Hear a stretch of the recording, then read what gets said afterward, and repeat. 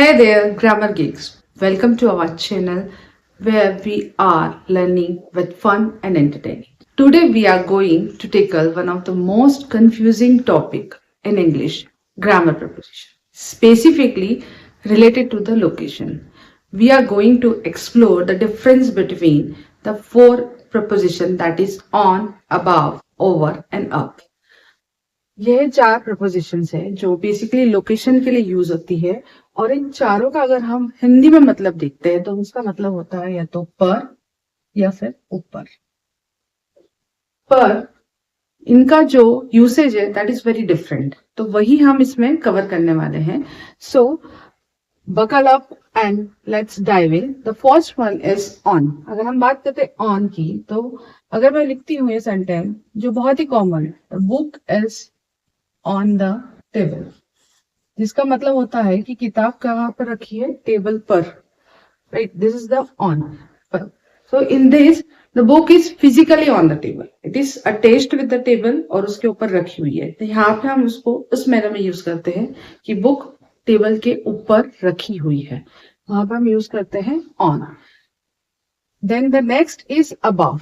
Above मतलब यही होता है या तो ऊपर या पर इसको हम डिफरेंट मैनर में यूज करते हैं। I give you one example through which you can clear more, that is the plane, that is airplane, is flying above the clouds. So in this it is used to indicate what? A position higher than something. मतलब plane यहाँ है, clouds यहाँ है, बीच में थोड़ी सी space है, तो जो प्लेन है वो क्लाउड्स के ऊपर से उड़ रहा है, तो वहां पर हम अबाव का यूज करते हैं। लाइक प्लेन जो है, इसकी पोजीशन की हम बात करते हैं तो इट इज हायर, वह क्या है, क्लाउड से ऊपर है, तो it is higher than clouds. यहां पर बुक जो थी वो बिल्कुल टेबल के ऊपर थी और उससे अटैच्ड थी, but it is not exactly attached on the clouds, right. The next is up. Up जो है वो हम हाइट के लिए यूज करते हैं कि कोई चढ़ाई कर रहे हैं, कहीं ऊपर जा रहे हैं, तो हम वहां पर अप का यूज करते हैं।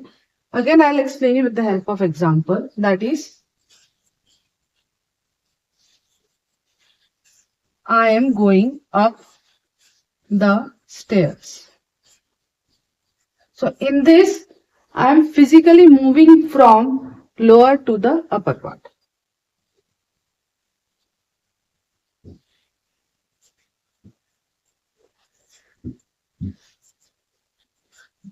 लोअर पोजीशन से मैं अपर पोजीशन की तरफ जब मूव करती हूँ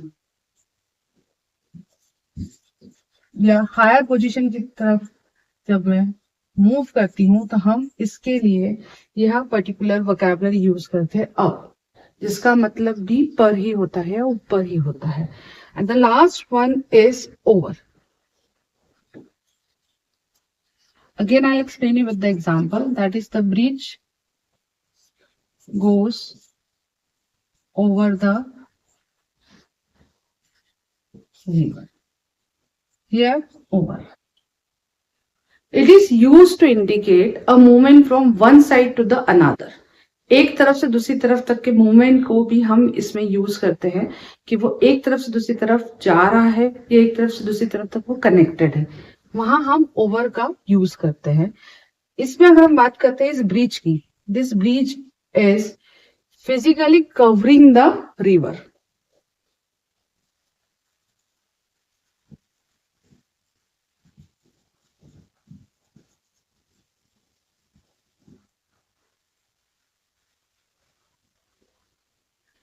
सो आप देख सकते हैं ऑन जो था वो चीज बिल्कुल जब किसी भी चीज के ऊपर रखी रहती है, चिपकी हुई रहती है, तो हम वहां ऑन यूज करते हैं।